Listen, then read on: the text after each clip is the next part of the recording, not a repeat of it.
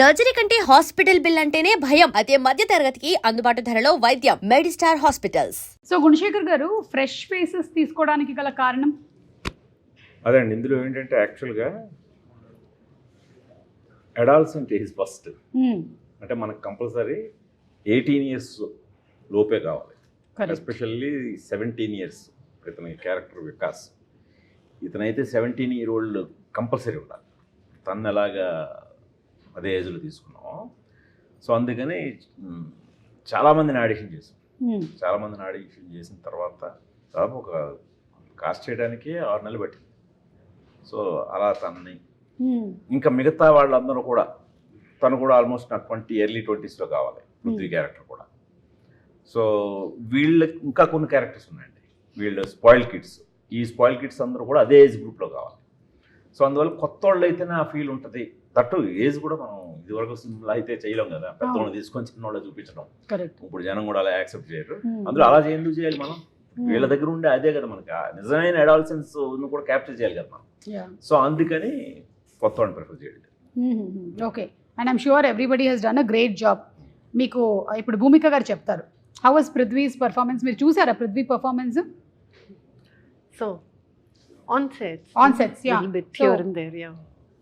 Everyone, I think he's also done a fantastic job. Like I said, Vignesh also.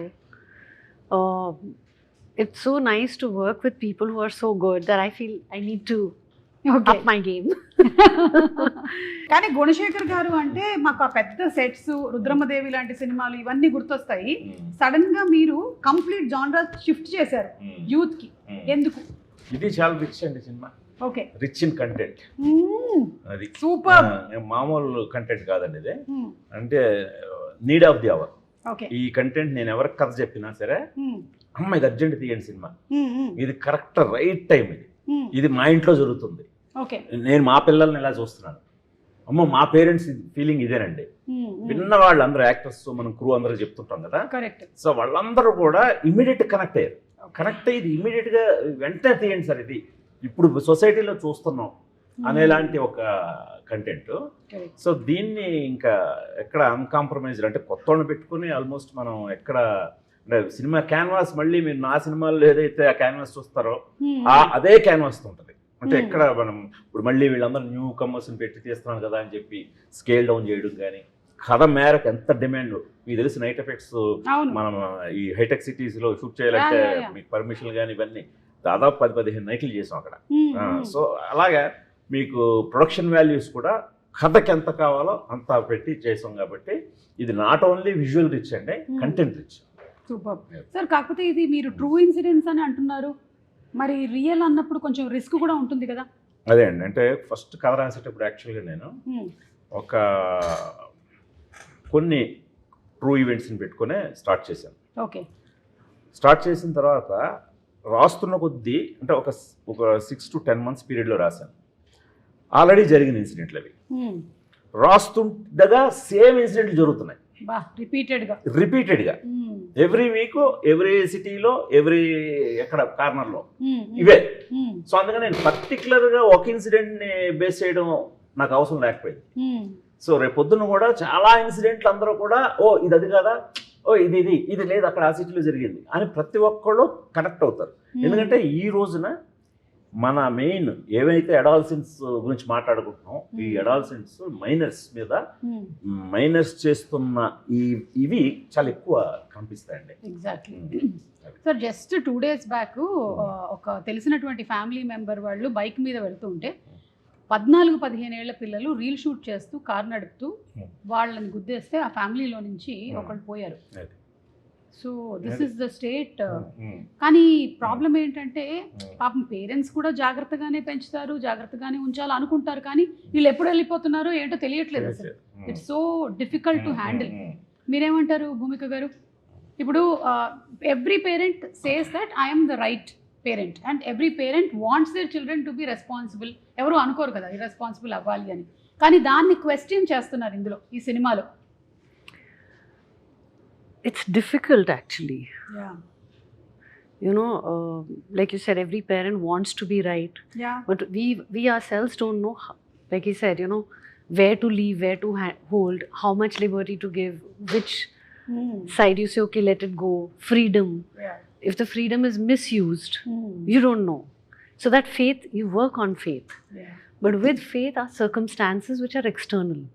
You know what friends you have, where you're going. You can't control everything. Yeah. But it's not easy. The child, you want the child to be right. You want to be right. Hmm. In that tug of war of trying to be right, wrong, you just stated an incident that Yeah. happened. You don't know what happens. Exactly. So అందుకనే అంటారు కదా sir, పిల్లల్ని కనగలం కానీ వాళ్ళ తలరాతల్ని రాయలేం అంటారు. You can't write It's very difficult. What there. See, today, I think parenting in today's time is very difficult. Very challenging. It's not like our days, go out, go play, come No. back, finish. 5 o'clock అయిపోయింది. ఇంటికి వచ్చేయి. Khatam, Yeah. come back, do homework, sleep. That's the end of story, you know. Yeah, It's not Very so much access to ఇందులో చాలా everything. మంచి parenting తో So చక్కటి ఇళ్లలోనే జరుగుతున్నాయి ఇన్సిడెంట్ అన్ని కూడా మీరు గమనిస్తే అవును.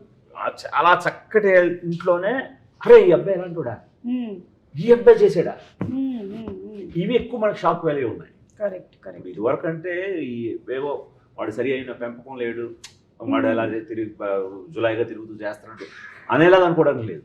ఇప్పుడు బాగా చక్కగా అన్ని సౌకర్యాలు ఉండి చక్కటి కుటుంబంలో వాళ్ళే ఇలాంటివి చేస్తున్నారు. అది చాలా షాకింగ్ ఉంటుంది అందరికి బయటకు వచ్చేసరికి. ఎందుకంటే ఇప్పుడు మనం మాట్లాడుకున్నదే అసలు ఏం జరుగుతుందో మనకు తెలియట్లేదు. మన పిల్లాడు మనకు చాలా బుద్ధిగా చాలా చక్కగా ఒబీడియంట్ గా మనకి ఇవ్వాల్సిన రెస్పెక్ట్ ఇస్తున్నాడు, చదువుకుంటున్నాడు మనం చూసినప్పుడు.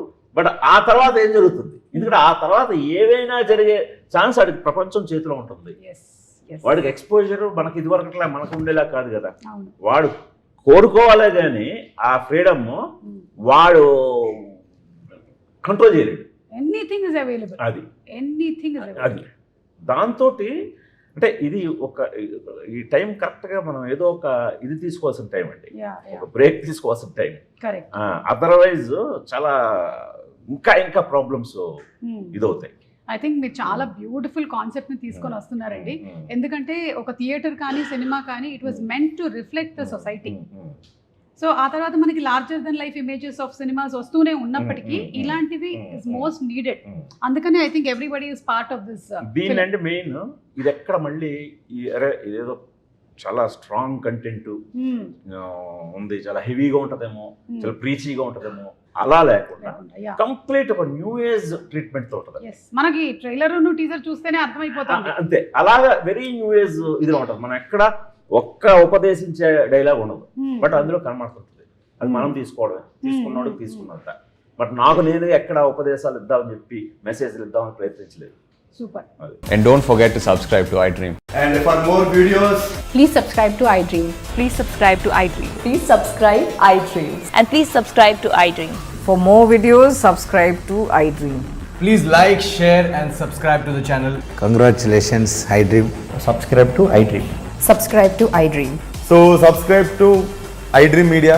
iDream ki iDream team andarki huge congratulations. Please subscribe iDream Media. Please subscribe to iDream.